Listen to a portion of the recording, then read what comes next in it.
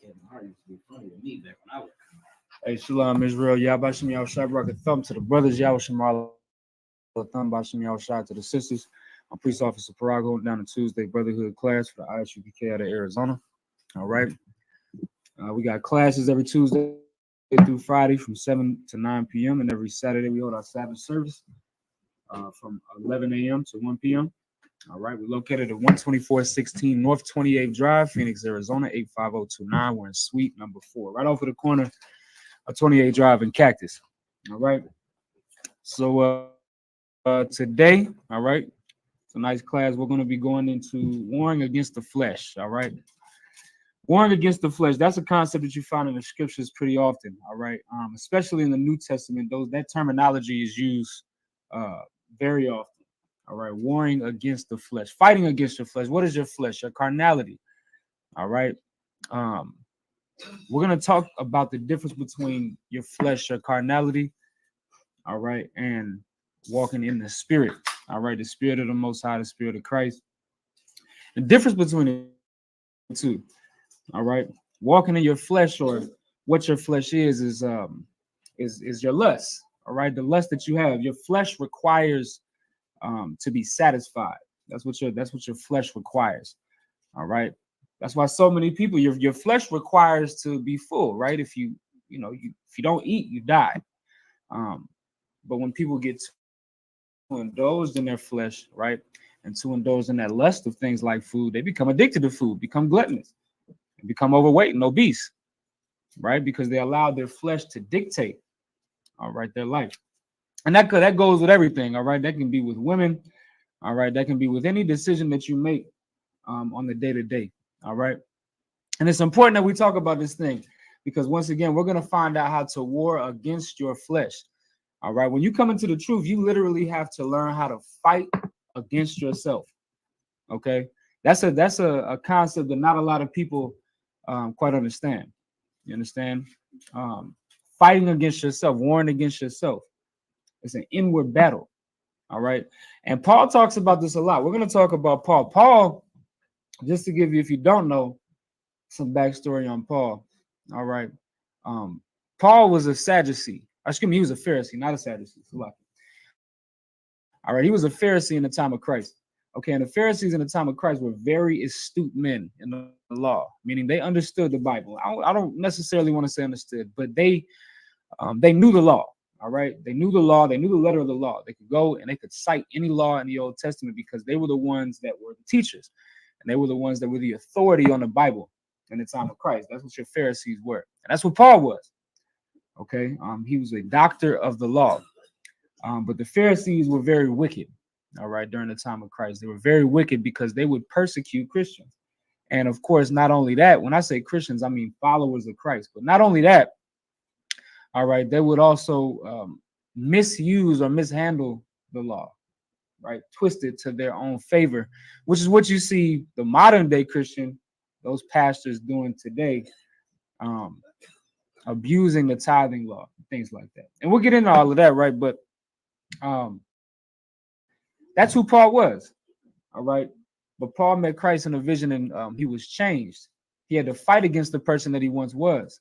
He had to fight against that thieving Pharisee that he used to be. All right, that wicked man that he used to be. He had to fight against that when he came into the spirit and under Christ. And I'm only giving y'all that backstory so we can understand some of the passages that we're about to read, because that's what we're going to be seeing a lot of right now. All right. So let's get Romans the 7th chapter, and let's start at verse 14. All right. Romans 7 and verse 14. Romans chapter 7, verse 14. Speak up some. Romans chapter 7, verse 14. Uh-huh. For we know that the law is spiritual. So now this is Paul writing in this letter, this epistle to the Romans, to the Jews at Rome.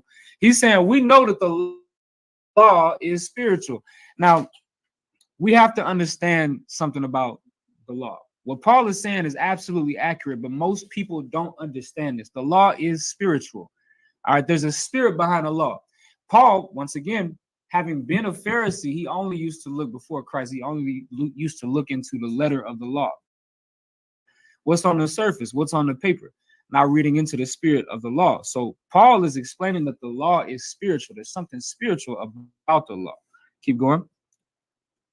But I am carnal, sold under sin. Now, this is the conflict that we're going to have to understand if you want to keep these laws, statutes, and commandments. If you want to be in the truth and serve the Most High and serve Christ, you have to understand that there's going to be a battle. Don't walk into this thing thinking that this is some sort of easy conquest you're going to go on and you're going to gain all of the riches in the world and be able to conquer your flesh easily like that. It's not going to happen. Okay? You're not going to gain spiritual riches overnight. That's not how this thing works. It's a battle. It's a fight. Anybody that's ever had a worthy opponent, ever been in a fight and had a worthy opponent, you know how tough that thing can be.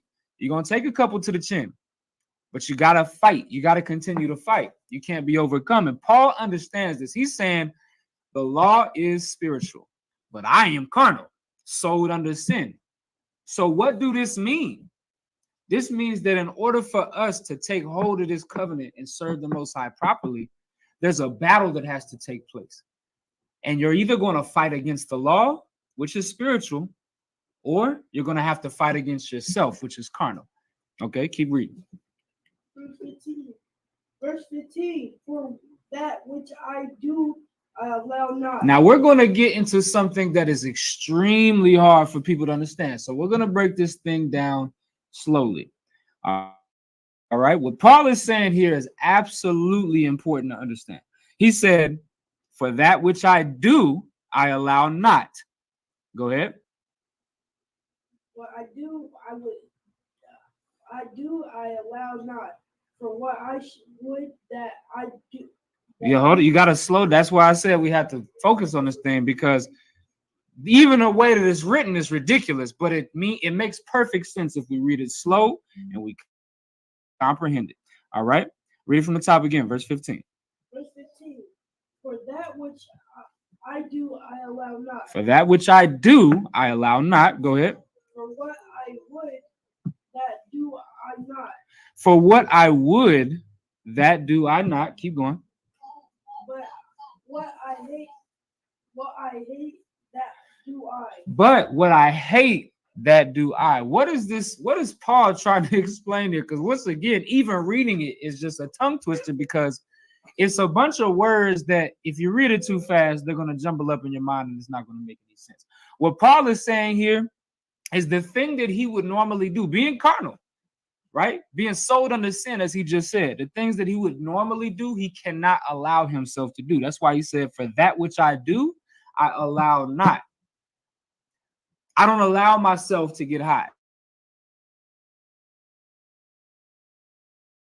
I used to smoke all of the weed, but I don't allow it. You understand? I used to do all manner of wickedness, but I don't allow it. Right? Why? Because I'm not allowing to myself to give in to my flesh. Right? And then he said, for that I would, for what I would, that do I not. So he's not doing the thing that he would normally do. Getting high, selling dope, the things that we have all done, all right, in times past, coming out of the world and trying to come into this truth and be perfect, man. We're trying to serve the Most High. We're trying to serve the Most High. Hey, watch yourself. We're trying to serve the Most High, right?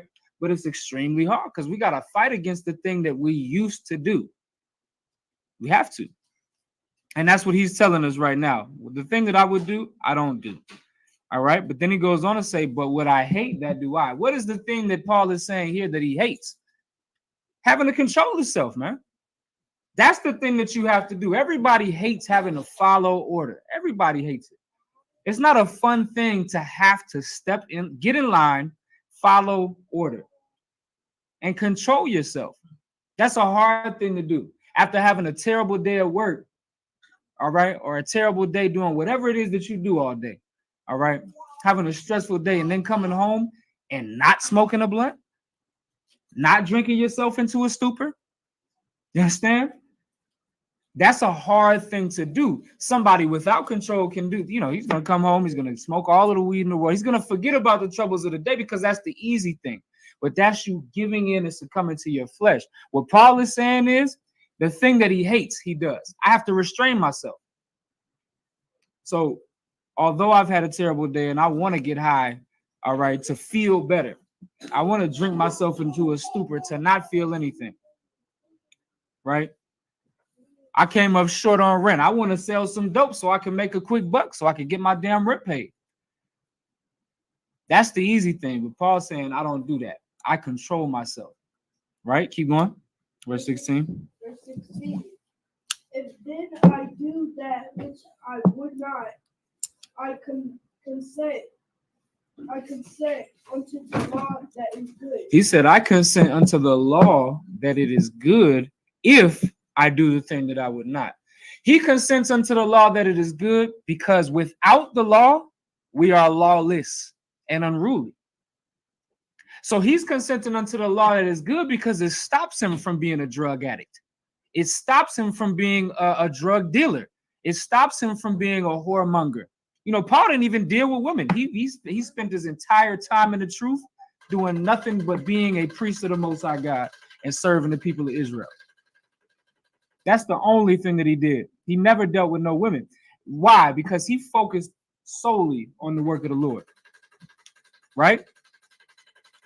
And so he's saying that he consents unto the law that is good because it stopped him from doing the things that he would have done without it. And we got to cut that.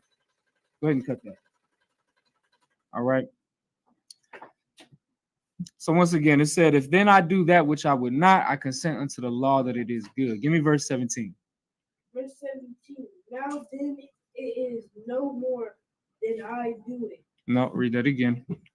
It is no more I that do it, but sin that dwelleth in me. So he said, for then it is no more I that do it, but sin that dwelleth in me. Keep going. Verse 18. For I You're going to know have to that- wait. Go ahead, I'm listening. Verse 18. For I know that in me, that is in my flesh, dwelleth no good thing. He said, I know, and this is something that you got to understand in yourself as well. You have to understand in yourself that no good thing dwells in your flesh. You understand? Paul acknowledged this. All right, his carnal mind and his carnality, his flesh, he understood that no good thing dwelt in it. He acknowledged it. And the sooner that you could do the same thing is the sooner that you could be like Paul. You know, Paul is the majority of the New Testament. The Lord saw fit for that because of how wise this brother was, because of his service to the Most High. But within his service to the Most High, he had to admit something. He had to admit that no good thing dwells in his flesh. Keep reading. For to will is present with me, but how to perform that which is good, I find not. Now, give me verse 23 and read down. Verse 23. But I see another law in my members, warring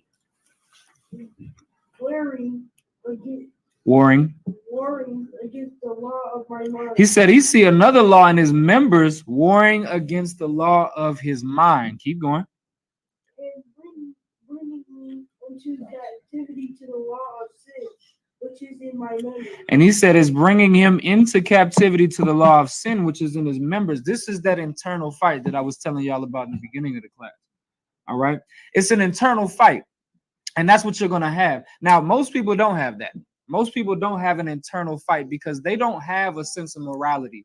They're not governing themselves with the laws according to this Bible. So they don't really have anything to fight against.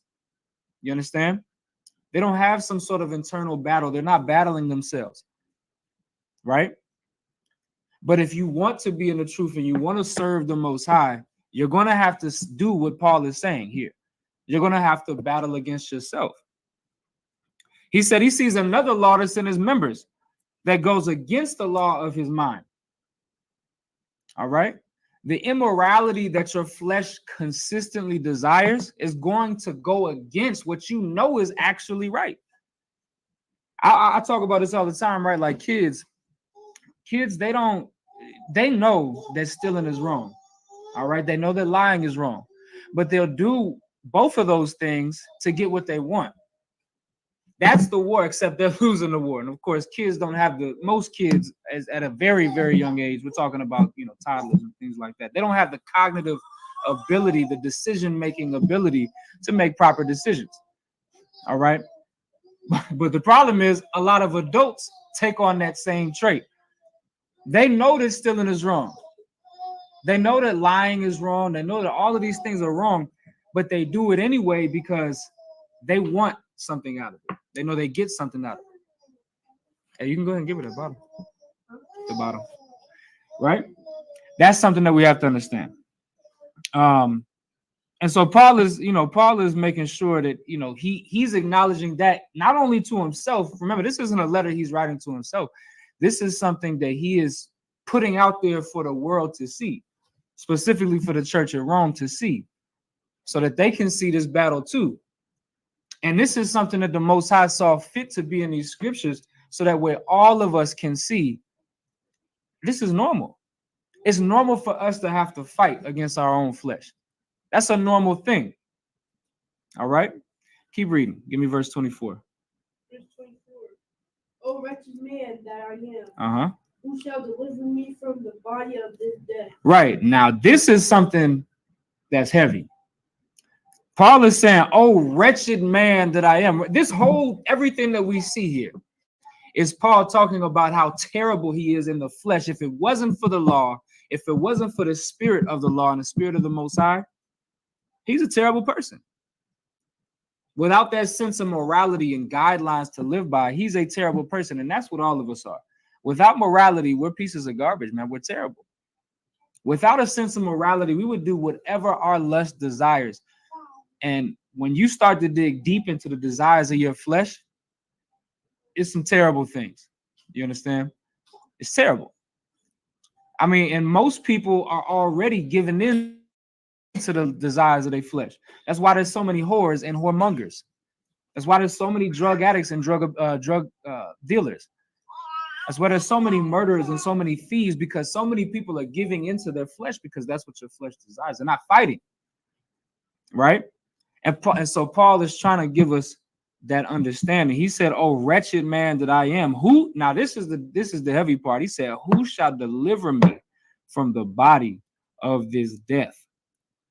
Shall hold for me Jude. All right, the book of Jude is right before the book of Revelation, so it's towards the end of the Bible. All right, it's the last book before the book of Revelation. Okay, he said, "Who shall deliver me from the body of this death?" You're trapped in this thing, man. You are trapped in this flesh that desires all of the things that you shouldn't have. You know what Christ went through the same thing. Christ was on a 40-day fast. Satan came and tempted Christ and said, "Hey, you the Son of God. Turn these stones into bread." What was Satan trying to get Christ to do? Trying to get him to break his fast, man. Why? Because your flesh desires food. Your flesh desires that. Your flesh desires the pleasure that you get from eating, from drinking. What's up? You said John? Jude. It's the last book before the book of Revelation. No. That Bible might be jammed up, but it's the last book before the book of Revelation. All right. Right. That's what Christ went through. Christ went through that. Christ was tempted by Satan. And we taught a class on this a few maybe like 2 weeks ago, talking about Satan. Satan is going to tempt you, man, by the way of your flesh. Police officer Thabuan out of Southern Cali, he made a post a couple years back. I always see it when it comes up. He said to be circumspect because Satan will tempt a rabbit with a carrot. He'll tempt you that way. It's in a rabbit's nature to desire that carrot. That's what, we all know, rabbits eating carrots. That's just the metaphor for understanding. Satan is going to tempt you with the thing that he knows you want. Sometimes with the thing that you feel like you need. You don't think Christ was hungry doing that fast? Thirsty? He was, and that's why he was tempted with it, but he had to fight his flesh. And the best way that we can understand from that account about how to fight your flesh, he battled with the scripture. He said that the Most High said that man shall not live by bread alone, but by every word that proceeds out of the mouth of the Most High. He battled his flesh, his lust to eat, and what Satan was trying to tempt him to break that fast, he battled that with the truth. And that's the spirit of the Most High. Give me Jude, the 6th verse. Jude, verse 6. And the angels which kept not their first estate, but left their own habitation. Now, this isn't talking about angels in the sky. All right. This word angels here is talking about messengers, which is the children of Israel. All right. The children of Israel are these angels. This isn't talking about angelic beings. Okay. So the angels which kept not our first estate. What's the first estate? Our first estate, when you go back into Deuteronomy, the 28th chapter, verse 1 and 2, it tells us that our first estate was to be above all the other nations, to be holy. Deuteronomy, the 7th chapter and the 6th verse. Even when you go back and all the way back into the book of Genesis, the scriptures tell us that we were supposed to live beautifully, have a long, right life. You understand? Our first estate was high and holy, but we left that first estate. We decided that we didn't want the gift of the Most High. We wanted to go out and seek out our own wisdom, seek out our own righteousness. And in that, we fell from our first estate. All right. And we left our habitation. Keep reading.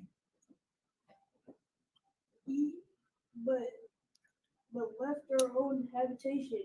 He hath reserved in everlasting chains under darkness unto the judgment of the great day. He said that, and now hold for me, Romans, the 8th chapter. Right. He said, he hath reserved in everlasting chains under darkness unto the judgment of the great day. Them chains is your flesh. That's what Paul was just talking about in Romans 7. Right? In Romans 7, he said, who can deliver me from this body of this death? That's the chains that the Most High, he has given us into. Now, remember when we look at what the Most High had given Adam, we didn't have the understanding of all, like the knowledge of the tree of the knowledge of good and evil. Excuse me. That's all right, baby. Go ahead. We didn't have the knowledge, the tree of the knowledge of good and evil, meaning we didn't understand what it meant to go against the Most High. All we had was the good, the right-hand side, right? We was on the right-hand side of the Most High. We had a body that could live for 1,000 years. The oldest man that ever lived, Methuselah, he lived to 969. These men and women lived ripe old ages. Lived beautiful, long, healthy lives. All right. But the Lord saw that, because of how we rejected him, he shortened our lifespan. And he gave us what Paul said, a body of death that he wanted to be delivered from. Because now we're subject to these types of things. We're subject to this lust. We want to get high. You understand? Give me Romans, the 8th chapter. Go ahead.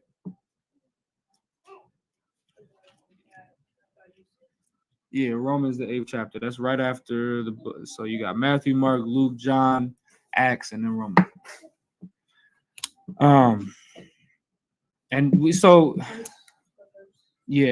Romans 8 and 1. You start at the top. Chapter 8, verse 1. There is therefore now no condemnation to them which are in Christ Jesus, who walk not after the flesh, but after the spirit. This is what Paul is saying. And remember, we're following right along with where we left off from Romans 7, now right into Romans 8. So he's still talking about the law being spiritual and himself being carnal. All right, but now he goes on to say, there is therefore now no condemnation to them which are in Christ Jesus, or Yahweh Shai Mashiach, who walk not after the flesh, but after the spirit. There is no condemnation for you. You will not slip up if you're walking in the spirit of the Most High and the spirit of Christ. You won't slip up. Because if you're walking in the spirit of Christ, that means that you're walking in the spirit of the truth. And if you're walking in the spirit of the truth, you're walking in the spirit of the law, statutes, and commandments. And if you're living by those, none of these shall fail. You understand? The scriptures say, seek ye out of the book of the Lord and read. None shall want her mate. You don't need nothing but these laws, statutes, and commandments. That's what's going to help you. That's what's going to perfect you. That's what's going to make you a good person. You can't be a good person without law, without order. You can't be a good person and follow your flesh, your fleshly, lustful desires. You're not going to be able to do it. All right. Keep going. Verse 2. Verse 2. For the law of the Spirit of life in Christ Jesus hath made me free from the law of sin and death. Verse 3. For what the law could not do, in that it was weak through the flesh, God sending his own Son in the likeness of sinful flesh. God sending his own Son in the likeness of sinful flesh. Go ahead. And for sin. Go ahead. Condemned sin in the flesh. Condemned sin in the flesh. Remember, what Paul is saying here is that the Most High sent down Christ in sinful flesh. The book of Hebrews says that Christ didn't think it. The book of Hebrews says that Christ came like his brethren. Right? He came like his brethren in the same flesh, the same desires, he had to fight the same battles as us. He was tempted with the same desires as us. But he just fought. He was perfect. And that's what Paul is trying to get across. That's the point that he's trying to get across. He wants you to understand that because Christ was able to do it in sinful flesh, he came down and fought the same battles as us, but he won. So that means what? We can win too. Right? We can win too. We can win this battle, this war against the flesh, but you have to be willing to fight. Going back to that analogy of being in a street fight against a worthy contender, all right? Once again, you might take a couple blows, but you can't fall down once you get some blows to the face. You can't, that right hook hit you in the right spot. You can't just fall down and stay there, man. You got to get up and keep swinging. Otherwise, what's a raunchy, evil nigga going to do? He see you fall like that and you don't get up. He's going to start to stomping you out, man. You're going to catch a concussion or hemorrhage and die.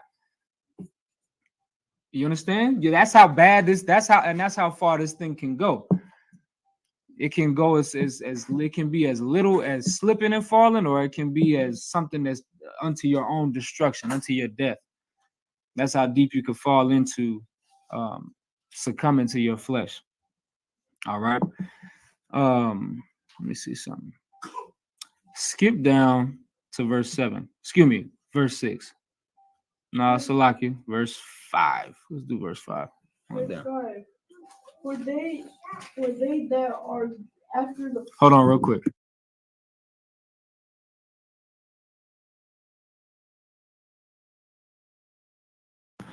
Go ahead, read that again. Verse 5. For they that are after the flesh do mind the things of the flesh. For they that are, and this is, once again, this is extremely important. All right. It say, for they that are after the flesh do mind the things of the flesh. If that's what your mind is on, is serving your flesh, that's what you're going to do. You're not going to fight ever, because you don't even think there's a battle to be had. You're living in your flesh. That's what you want to do. You want to live inside of your lust. Keep reading. Verse 5. For they that are after the flesh do mind the things of the flesh, but they that are after the spirit of things of the spirit. They that are, so that's it. But they that are after the spirit, the things of the spirit. That's what you're focused on. If your mind is focused on being in the spirit of Christ, being in the spirit of this truth, then that's what your mind will be focused on. All right. That's what you're going to be focused on, and that's how you become and remain perfect. That's how you fight that. All right, keep going. Verse 6. For to be carnally minded is death, but to be spiritually minded is life and peace. Right, and that's something that we have to understand, right? To be carnally minded is death. Right? We was just talking about that. You follow after your flesh, you're gonna get yourself killed, man. And just the most obvious example to that is people who smoke, man. People who smoke, people who get high, people who smoke weed, people who smoke cigarettes, people who do any sort of drug. All right, they are following after what their flesh desires because that thing feels good, even though they know it's going to kill them. Look at the side of the pack of that box of cigarettes that you smoke, and it tell you that it's going to give you lung cancer. It tell you it's going to give you throat and mouth cancer, heart disease. It tell you that it's going to do all of those things, but you're going to pack them that box of cigarettes, and you're going to smoke every last one of them 20 cigarettes and go buy another pack tomorrow. Because you only care about how the cigarette makes you feel right now. You don't care about the fact that you're going to die in 15 years. You vaping right now. Why? Because it feels good. Man, you don't know what them damn things. You're inhaling pure concentrated nicotine and water vapor and all types of chemicals. You inhaling all of that. And you've seen the reports of people dying from those things, getting that popcorn lung. You've seen it. But you don't give a damn because it feels good. You don't care that you're going to die in 15, 20 years. You don't care. People that get high off of these drugs, they know that it kills people. You look at a goddamn crackhead like, what the hell is wrong with him? How could somebody ever get hooked on crack? Whether you smoke weed. That's how somebody could get hooked on crack. That's how people get hooked on drugs. Look at yourself. I remember it was a big thing that people were starting to pop mollies and do all that goddamn ecstasy like it was candy. All right, that became such a big plague on our people. Everybody was doing it. And I remember this was back when I was in the world. I made a post on Facebook. I said, for all of y'all that, are talking about, I'm popping mollies, you think it's cool to pop mollies and get high. At one point, when crack first came out, it was cool to get high off of crack cocaine. At one point. Well, that's the same thing that you're doing right now. You understand? Why? Because it's something that satisfies your flesh. You gave her that whole bottle? Maybe she do now. Give it a shot. All right. That's what people have to understand. Being carnally minded is death. That's what. Slucky, y'all. 1 second.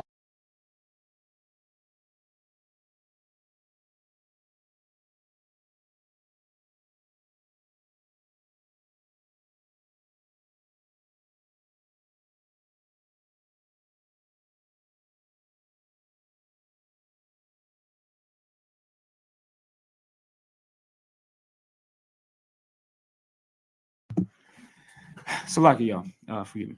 All right. So, where was we at? Slucky.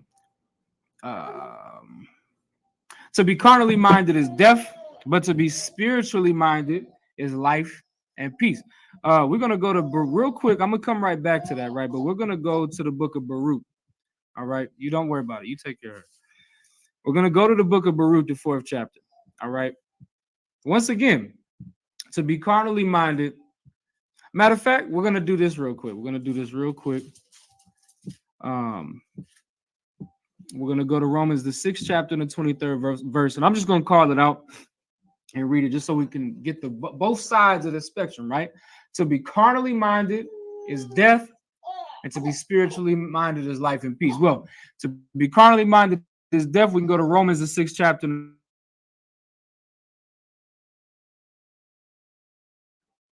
That's what we got to understand. The wages of sin is death, according to the Bible. All right. That's your carnal mind. That's you giving into your carnality. All right. But once again, to be spiritually minded is life and peace. Let's go to the book of Baruch, the 4th chapter. We always go here, right? This is what being spiritually minded looks like. Baruch.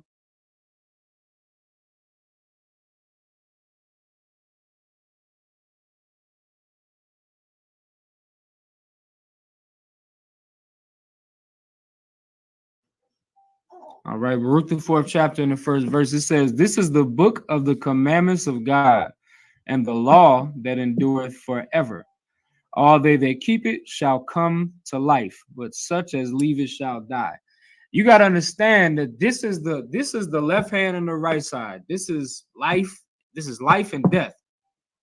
You understand? This is the difference between the two, being carnally minded and being spiritually minded. Being spiritually minded means that you keep the laws of the Most High and you live in them. That's what the scriptures say, right? All right, but to be carnally minded, all right, is once again death, is sin. You're doing what the hell you want to do. And that's what so many of us get caught up in. So many of us get caught up in doing what we want to do, not realizing that what we want don't matter to nobody but us. All right. And it certainly don't matter to the Most High. But if we keep reading in Romans, the 8th chapter, right? Let's read verse 7, right? Verse 7 says, because the carnal mind is enmity against the Most High.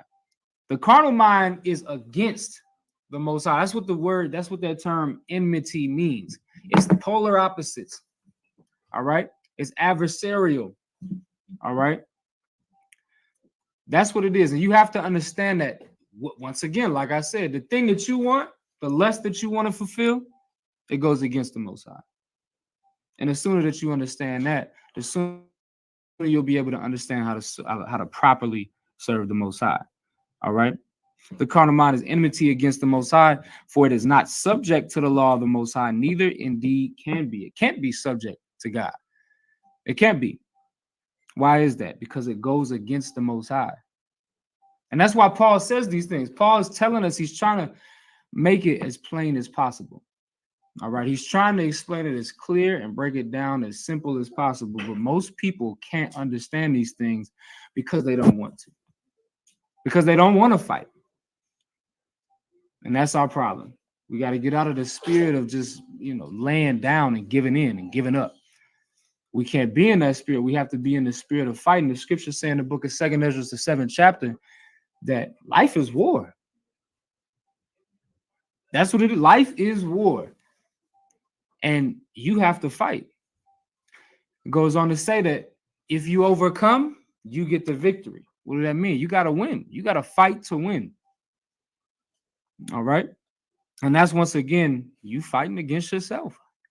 Now, when the scriptures say that life is war, of course, we have to talk about, external factors. There's things all around you that you have to fight against.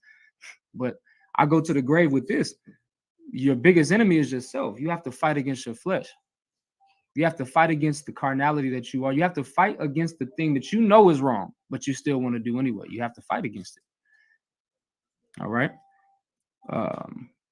Let's read verse 8. It says, Romans 8 and verse 8. So then they that are in the flesh cannot please God. And that's what we just was talking about, right? Verse 9. But ye are not in the flesh. Now, this is Paul speaking to the church. All right.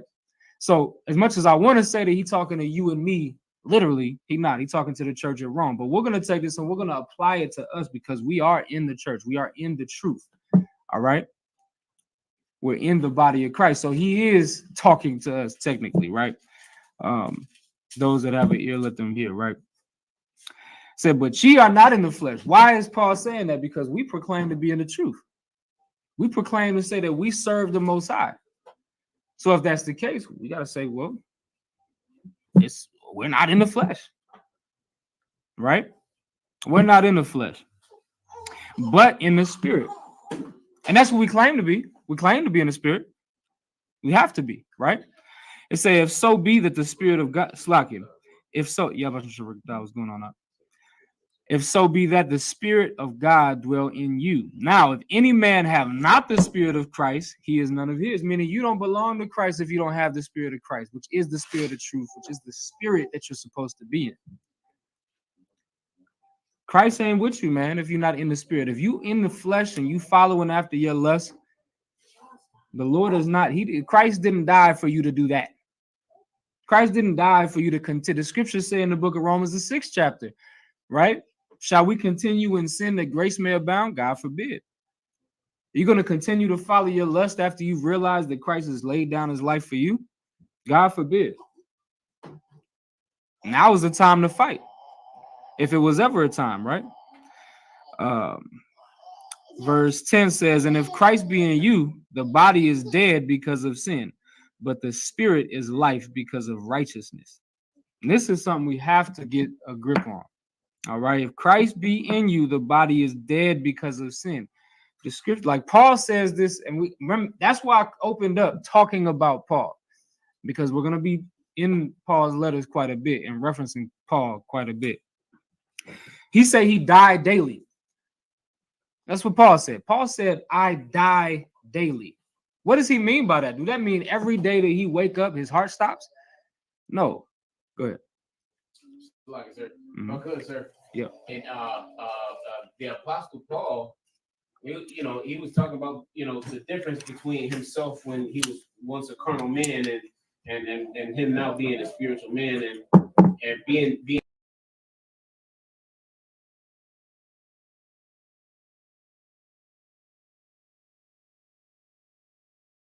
You don't remember what it's like or why those things pleased you so much. There's a reason why cigarettes are addicting. They feel amazing. There's a reason why smoking weed is such a popular thing right now. It's because it feels great to get high. That's why it's addictive. But you have to kill that person, that old man that you used to be. The one that used to enjoy that thing, you got to hate that guy. You have to kill him and become the new man that doesn't get high anymore. Right? Smoke weed, that don't smoke cigarettes. You don't got that nasty cigarette breath. Benny, go sit down. Not that man anymore. And so you have to kill that man every single day. And that's what Paul said. Paul said, I die daily. All right. Now we're going to keep reading. Verse 11 says, but if the spirit of him that raised up Yahushua from the dead dwell in you, he that raised up Christ from the dead shall also quicken your mortal bodies by his spirit that dwelleth in you. Remember what we was just talking about. Paul was asking, he said, I wish that I could be freed from this body of death, that them chains of everlasting darkness, this body that you're cooped up in that loves and lusts over everything. He want to be free from that. Well, guess what? The Most High can free you from that. The Most High can free you from the lust of your body. The scriptures say, all right, when the kingdom come, that we're going to receive new bodies. What do y'all think that means? Does that mean that we're going to turn into some goddamn sort of angelic beings and float around in the sky? No, that's not what that new body is. That new body is going to be an incorruptible body. It won't be no sin. You won't have a desire to sin. You won't have them desires. You understand? And that's what we have to press forward to. We just rehearsing the righteous acts right now. We just pressing toward that. We're pressing toward that prize. If you go hold for me. We pressing towards that prize. That's a prize if it ever was one. For you to never desire your carnal lust. I mean, that's a beautiful thing. And that's what the Lord will do for you. But you got to prove yourselves worthy to be able to earn that.